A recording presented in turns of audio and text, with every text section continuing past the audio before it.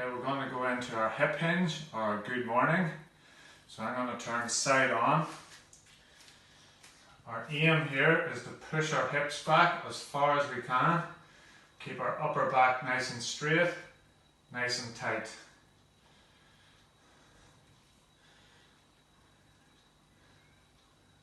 Keeping our eyes fixed on a point on the floor, you'll feel that stretch your hamstrings.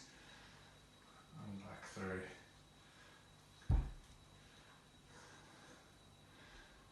5 more reps.